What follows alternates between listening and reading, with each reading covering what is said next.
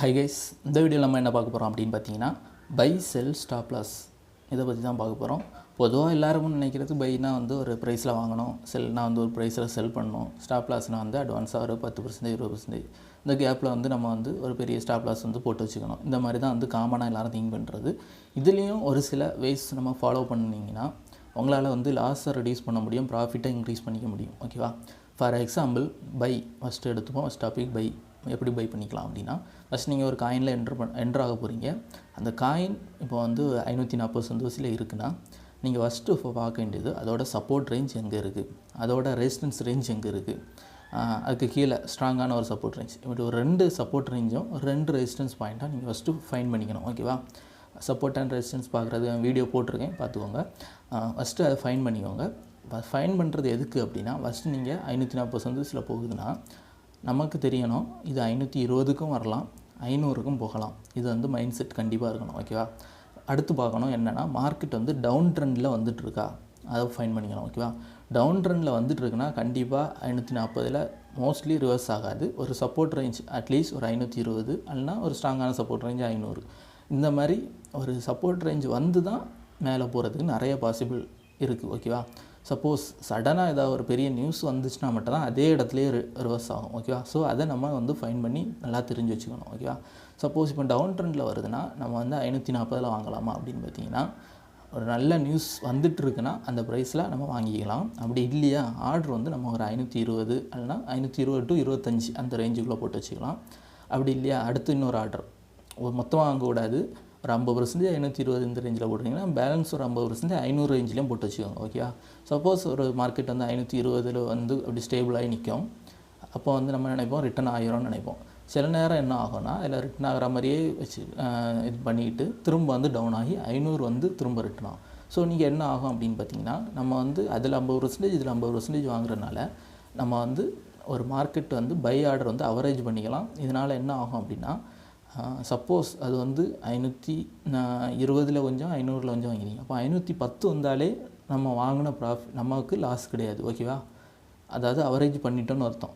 Suppose அப்போ 520 தானே 540 போகுதுன்னா நீங்கள் நார்மலாக எடுக்கிற மொத்தமாக இன்வெஸ்ட் பண்ணி ஏர்ன் பண்ணுற ப்ராஃபிட்டை விட நீங்கள் வந்து இப்படி செப்பரேட்டாக பை ஆர்டர் போட்டிங்கன்னா உங்களால் ப்ராஃபிட்டை வந்து இன்க்ரீஸ் பண்ணிக்க முடியும். ஓகேவா? ஸோ பை மெத்தடில் இந்த மெத்தடும் இருக்குது. அடுத்து செகண்ட் என்ன அப்படின்னா, பை ஆர்டர் பொதுவாக வந்து மோஸ்ட்லி கிரிப்டோவை பொறுத்த வரைக்கும் டே டைம் வந்து நீங்கள் போட்டிங்க, அதாவது பை வாங்குறீங்க. டே டைம் மீன்ஸ் ஒரு காலையில் ஒரு 5 மணிலேருந்து மதியம் ஒரு 12 மணி இந்த ரேஞ்சுக்குள்ளே வந்து நீங்கள் மார்க்கெட்டில் என்ட்ரு ஆகுறீங்க அப்படின்னா மோஸ்ட்லி கிரிப்டோவில் வந்து ஒரு அரௌண்ட் 80% ஆஃப் மார்க்கெட் வந்து டே டைமில் வந்து டல்லாக இருக்கும். ப்ரைஸ் வந்து உங்களுக்கு சீப்பாக கிடைக்கும். ஓகேவா? அதாவது நைட்டு என்ட்ரு ஆகிறத விட டே டைமில் என்ட்ரு ஆனீங்க அப்படின்னா மார்க்கெட்டை பொறுத்த வரைக்கும் கண்டிப்பாக உங்களால் நைட்டு போகிற ப்ரைஸை விட கண்டிப்பாக லோ ப்ரைஸில் உங்களால் பை பண்ணிக்க முடியும். ஓகேவா? ஸோ பை மெத்தடில் பார்த்துக்கோங்க. ஜஸ்ட்டு நம்ம நினைக்கிறது பைனா டைரெக்டாக பை பண்ணணும் அவ்வளோதான் நினைக்கிறது. ஆனால் இதில் கூட பை ஆர்டரை 2ஆவோ 3ஆவோ இல்லை 4ஆவோ கூட பிரித்து போட்டு பை பண்ணுறது சேஃபானவே ஒன்று. அடுத்து என்னென்னா, டே டைமில் நீங்கள் ஆல்ரெடி ஃபஸ்ட்டே வந்து காயின்ஸ்லாம் மார்க்கெட்லாம் நைட்டே வந்து அனலைஸ் பண்ணி வச்சுக்கணும். ஓகேவா? அனலைஸ் பண்ணி வச்சுட்டு டே டைமில் மார்க்கெட்டில் என்ட்ராகினீங்கன்னா கொஞ்சம் நைட்டில் போயிட்டுருக்க ப்ரைஸை விட இந்த டைமில் பார்த்தீங்கன்னா ப்ரைஸ் வந்து கம்மியாக கிடைக்கும். ஓகேவா? இதே நீங்கள் தெரிஞ்சு வச்சுக்கணும். ஓகேவா? அடுத்து 3ஆவது ஒரு மெத்தட் ஒன்று அட்வான்ஸாக பை ஆர்டர் போட்டு வாங்குறது. ஃபார் எக்ஸாம்பிள் இப்போ 540 சந்தோஷத்தில் போகுது, ரெசிஸ்டன்ஸ் பாயிண்ட்டை நம்ம ஃபஸ்ட்டு அனலைஸ் பண்ணிக்கணும். 560 போச்சுன்னா அந்த ரெசிஸ்டன்ஸ் பிரேக் பண்ணிச்சுன்னா 600 போகும். அடுத்த ரெசிஸ்டன்ஸ் பாயிண்ட் எங்கே இருக்குதுன்னு பார்க்கணும், 600 இருக்குது. ஸோ அட்வான்ஸாக ஒரு சிலர் கொஞ்சம் நல்ல நாலேஜ் பர்சன்ஸ்லாம் வந்து அட்வான்ஸாக ஆர்டர் போடுவாங்க. ஓகேவா?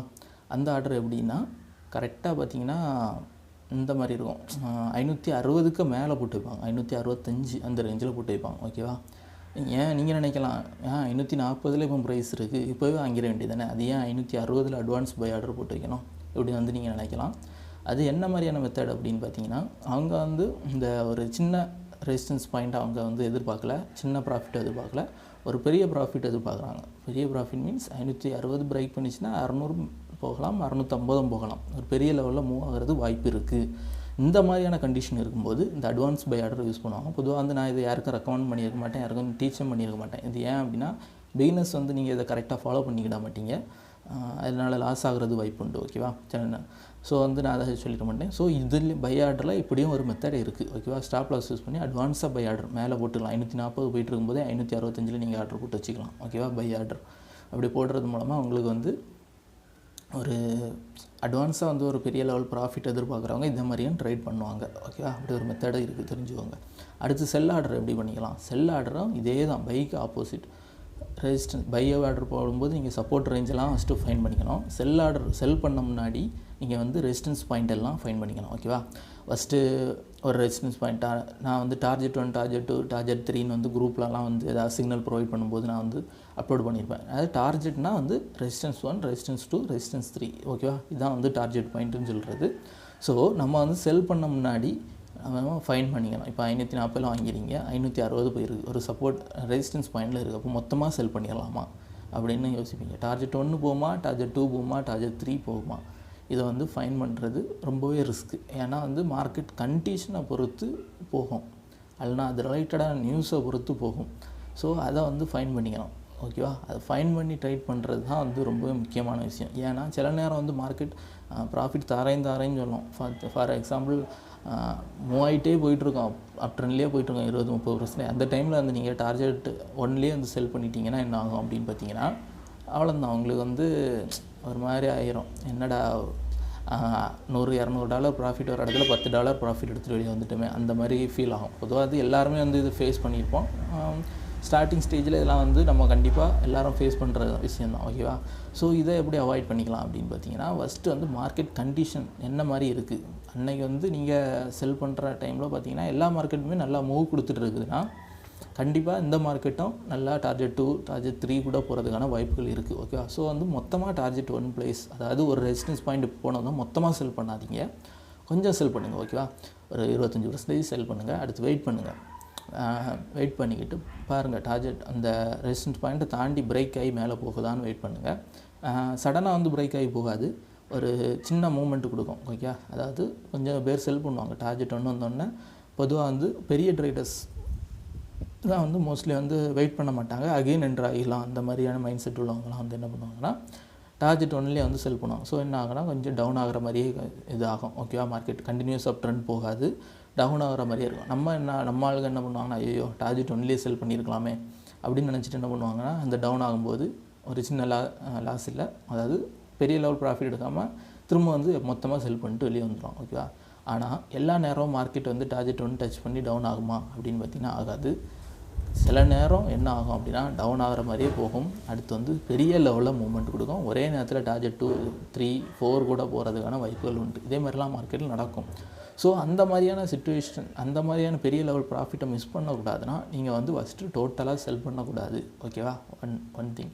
அடுத்து மோஸ்ட்லி செல்லிங் டைம் பார்த்தீங்கன்னா கிரிப்டோவில் நைட் டைம் தான் வந்து நீங்கள் வந்து செல் பண்ணணும். ஓகேவா, அதாவது அரௌண்டு நைட்டு ஒரு 8 மணிலேருந்து ஒரு விடிய காலம் ஒரு 2 மணி வரை.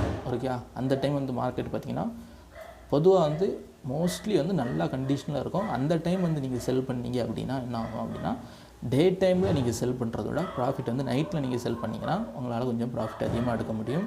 அதே மாதிரி செப்பரேட்டாக பிரித்து டார்கெட் 1, டார்கெட் 2 இப்படி வந்து செல் பண்ணுறது மூலமாக உங்களால் வந்து ப்ராஃபிட்டை வந்து இன்க்ரீஸ் பண்ணிக்க முடியும். ஓகேவா, மார்க்கெட் கண்டிஷனை பொறுத்து நம்ம செட் பண்ணிக்கலாம். இப்போ பார்த்தீங்கன்னா மார்க்கெட் ஒரு மந்தமாக, அதாவது மந்தம் மீன்ஸ் ஒரு ஸ்லோவாக இருக்குது. ஓகேவா, ஸ்லோவானா சின்ன கொடுத்துக்கிட்டு போயிட்டுருக்கு. அந்த டைம் பார்த்தீங்கன்னா நீங்கள் வந்து டார்கெட் 1லேயே வந்து மொத்தமாக கூட செல் பண்ணிக்கலாம். அப்படி இல்லைனா 75% செல் பண்ணிவிட்டு ஒரு 25% ஹோல்டு பண்ணிக்கலாம். ஓகேவா, ஸோ அந்த மார்க்கெட் கண்டிஷனை பொறுத்து, வால்யூமை பொறுத்து நம்ம வந்து அதுக்கு தக்கன நம்ம வந்து செல்லிங் டார்கெட் வந்து செட் பண்ணிக்கலாம். ஓகேவா, அடுத்து 3வது டாபிக் என்ன, ஸ்டாப் லாஸ். ஓகேவா, ஸ்டாப் லாஸ் என்ன மாதிரி போடலாம் அப்படின்னு பார்த்தீங்கன்னா, ஸ்டாப் லாஸும் நம்ம நினைக்கிறது வந்து ஒரு 500 வாங்கினீங்கன்னா 490 போட்டு வைக்கலாம் அப்படின்னு நினைப்போம். ஸ்டாப் லாஸ்லேயும் அட்வான்ஸாக நீங்கள் போட்டு வைக்கலாம். மார்க்கெட் வந்து ஸ்டாப் லாஸ் வந்து நியூஸ் பேஸ்டாக நீங்கள் ஒரு காயினில் என்ட்ராங்கிங்கன்னா ஸ்டாப் லாஸே போடாமல் கூட உங்களால் இருக்கலாம். ஓகேவா, ஸ்டாப் லாஸ் போடணும்னு வந்து அவசியம் இல்லை. ஏன் அப்படின்னா மார்க்கெட் வந்து சில நேரம் வந்து சடனாக டவுன் ஆகி அப் ஆகும். ஓகேவா, ஒரு ஸ்ட்ராங்கான நியூஸ் பேஸ்டாக காயினில் என்ட்ராகும்போது தைரியமாக நீங்கள் ஸ்டாப் லாஸ் போடாமல் கூட எங்களால் இருக்கலாம். ஓகேவா, அடுத்து என்ன அப்படின்னு பார்த்தீங்கன்னா, ஸ்டாப் லாஸ் வந்து என்னமே வந்து லாஸ்ட்லேயே போட்டு வைக்காதீங்க. ஓகேவா, மார்க்கெட் வந்து இப்போ 500 வாங்கிருக்கீங்கன்னா ஒரு 520 போயிட்டு அப்படின்னா வந்து நீங்கள் கண்டிப்பாக வந்து ஸ்டாப் லாஸ் அட்லீஸ்ட் 500 வாங்கியிருந்தால் 501 போட்டு வைங்க. அதாவது நம்ம ப்ராஃபிட் வந்து என்றைக்குமே வந்து ப்ராஃபிட் எடுக்கலனாலும் பரவாயில்ல, நம்ம அசட் நம்ம இன்வெஸ்ட் பண்ணியிருக்க அமௌண்ட் வந்து லாஸ் ஆகிடக்கூடாது. ஓகேவா? அதுக்கு தக்கன ஸ்டாப் லாஸ் போடுங்க. இப்போ 500 வாங்கியிருக்கேன், 550 போயிட்டுனா 530 போட்டு வைங்க, இல்லைனா 520 போட்டு வைங்க, 490 போட்டு வச்சுட்டு அப்படியே இருக்காதுங்க. ஓகேவா? நிறைய பேர் அப்படி தான் பண்ணுறது. நம்ம ஏன் வந்து லாஸில் செல் பண்ணோம்? ஸ்டாப் லாஸ் போடுறது மெயின் திங் வந்து ஹிட் ஆகக்கூடாதுன்னு போடுறது. ஓகேவா? ஹிட் ஆகணும்னு போடுறது இல்லை. ஓகேவா? ஹிட் ஆகணும்னு எப்போ போடுவோம் அப்படின்னா, இப்போ 500 வாங்கிறீங்க, 550 போயிட்டுருக்கு, பார்த்தீங்கன்னா மார்க்கெட் வந்து டவுன் ஆகிற மாதிரியே ஒரு சிச்சுவேஷன் இருக்குது. அப்போ நீங்கள் என்ன பண்ணிங்கன்னா க்ளோஸாக வந்து ஸ்டாப் லாஸ் போட்டுக்கலாம். 540லையோ இல்லை 45லையோ கூட போட்டு வைக்கலாம். ஓகேவா? ஏன்னா அது வந்து டவுன் ஆகிற மாதிரி ஃபீலிங் இருக்குது, இல்லைனா ஒரு டபுள் மைண்ட் சிச்சுவேஷன் இருக்குது. இந்த மாதிரியான டைமில் வந்து நீங்கள் அப்படி போட்டிங்கன்னா வந்து ஸ்டாப் லாஸ் வந்து ஹிட் அடிக்கணும்னு போடுறது. ஓகேவா? ஸோ வந்து ஹிட் அடிக்கும், நம்ம வந்து பிரச்சனை இல்லை, நம்ம ஸ்ட்ராங்காக பக்கத்தில் தான் போட்டனால நமக்கு வந்து ப்ராஃபிட் எடுத்து வெளியே வந்துடலாம். ஓகேவா? ஸோ ஸ்டாப் லாஸ்லேயும் அவ்வளோ விஷயங்கள் இருக்குது. Buy sell stop loss. ஓகேவா? இது எல்லாமே நீங்கள் குறிப்பிட்டு இதெல்லாம் தெரிஞ்சு நீங்கள் வந்து ட்ரேட் பண்ணுங்க. ஓகேவா? நீங்கள் வந்து நார்மலாக யாரோ சொல்கிறாங்க பை பண்ணணும் செல் பண்ணணும், இதெல்லாம் வந்து நீங்கள் பண்ணாங்க. இதை வந்து லைவ் மார்க்கெட்டில் நீங்கள் ட்ரை பண்ணும்போது உங்களுக்கு இது ரிலேட்டடான நிறைய உங்களுக்கு ஐடியாஸ் கிடைக்கும். இது ரிலேட்டடாக எப்படி செல் பண்ணால் நமக்கு வந்து ப்ராஃபிட்டை இன்க்ரீஸ் பண்ணிக்கலான்னு வந்து உங்களுக்கு ஒரு நல்ல ஒரு ஐடியா வந்து க்ரியேட் ஆகும். ஓகேவா? ஸோ இந்த மெத்தடை வந்து ஃபாலோ பண்ணிக்கோங்க. ஓகேவா? அடுத்து ஃபைனலாக என்னென்னா, நிறைய பேர் என்கிட்ட கேட்குற கொஸ்டின், ப்ரோ கிளாஸ் எடுக்கிறீங்களா, ட்ரைனிங் கொடுக்குறீங்களா, அதே மாதிரி டியூட்டோரியல்ஸ் வந்து ப்ரொவைட் பண்ணிக்கிறீங்களா, அதெல்லாம் வந்து நிறைய பேர் கேட்குறீங்க. அதாவது பெய்டு கிளாஸ் நிறைய பேர் வந்து $500 to $1000 வரைக்கும் வாங்குகிறாங்க கிளாஸு. இதே மாதிரி சொல்லிக் கொடுக்குறது கிரிப்டோ. பொதுவாக பார்த்தீங்கன்னா கிரிப்டோ நான் ஆல்ரெடி சொல்லிட்டேன். நீங்கள் நினைக்கிற மாதிரி இது வந்து சின்ன பிஸ்னஸ் கிடையாது, இது ஒரு பெரிய லெவல் பிஸ்னஸ். அதை பொதுவாக வந்து யாருமே டீச் பண்ண மாட்டாங்க. ஓகேவா? ஃபஸ்ட்டு மேட்டர் என்னென்னா டீச் பண்ண மாட்டாங்க. அப்படி ஒரு சிலர் டீச் பண்ணுறாங்க அப்படின்னா கண்டிப்பாக அவங்க பெரிய லெவல் அமௌண்ட் வாங்கி தான் வந்து டீச் பண்ணுவாங்க. ஏன்னா அவங்க அதை லேர்ன் பண்ணிக்கிறதுக்கு அவங்க நிறைய ரிஸ்க் எடுத்து தான் வந்து ஒரு ஸ்டேஜ் வந்திருப்பாங்க. ஓகேவா? ஸோ ஒன்லி அவங்க வந்து அந்த மாதிரி வாங்கிட்டு இருக்காங்க. அதேமாதிரி பார்த்திங்கன்னா பெய்டு சிக்னல் ப்ரொவைட் பண்ணுறீங்களா, இதெல்லாம் வந்து நார்மலாக டெய்லி அட்லீஸ்ட் ஒரு நாளைக்கு 2 பேராக என்கிட்ட வந்து கேட்குறது, பெய்டு சிக்னல் ப்ரொவைட் பண்ணுறீங்களா, டியூட்டோரியல் ப்ரொவைட் பண்ணுறீங்களா. ஆனால் உண்மை என்னென்னா, இது வரைக்கும் நம்ம சேனல் சைட்லேருந்து நான் இதுவரையிலையும் எந்தவித டியூட்டோரியலும் பெய்டு டியூட்டோரியலும் ப்ரொவைட் பண்ணல, பெய்டு சிக்னலும் ப்ரொவைட் பண்ணலை. ஓகேவா? ஆனால் எனக்கு வந்து இந்த சிக்னல் இதிலலாம் வந்து பெருசாக அதை டீச் பண்ணோம், சிக்னல் ப்ரொவைட் பண்ணோம், இதெல்லாம் இன்ட்ரெஸ்ட் கிடையாது. அது வந்து சரியான வேயம் கிடையாது. ஓகேவா? அது உங்களுக்கு இப்போ புரியாது, நீங்கள் அது புரியும் உங்களுக்கு ஃப்யூச்சரில். ஓகேவா? சிக்னல் ப்ரொவைட் பண்ணி நீங்கள் வந்து ஏர்ன் பண்ணுறது வந்து சரியான முறை கிடையாது. ஓகேவா? ஆனால் டியூட்டோரியல் வந்து ஃப்யூச்சரில் கண்டிப்பாக நான் ப்ரொவைட் பண்ணுவேன். கொஞ்சம் அட்வான்ஸாக ப்ரொவைட் பண்ணோம், டியூட்டோரியல் கிளாஸ் மாதிரிலாம் வைக்கணும், இந்த மாதிரிலாம் மைண்ட் செட்டு இருக்குது. ஆனால் வந்து இப்போவே நிறைய பேர் வந்து கேட்டுறீங்க. பார்த்தீங்கன்னா அதுக்கான வாய்ப்புகள் நிறைய நீங்கள் யோசிச்சு பார்க்கலாம். ஒருத்தரும் ஒரு டிஸ்ட்ரிக்ட்லேருந்து கேட்குறீங்க, ஒருத்தரும் ஒரு கண்ட்ரி வேறு ஸ்டேட் ஃபாரினில் இருக்கிறவங்க கேட்குறீங்க. அதெல்லாம் வந்து டியூட்டோரியல் ப்ரொவைட் பண்ணுறது கொஞ்சம் ரிஸ்க்கான விஷயம். ஓகேவா? ஆன்லைனில் தான் ப்ரொவைட் பண்ணிக்க முடியும். அதேமாதிரி நிறைய சப்போர்ட்டு நிறைய பேர் அப்படி கேட்டாங்க அப்படின்னா வந்து யோசிக்கலாம் அதை பற்றி. ஓகேவா?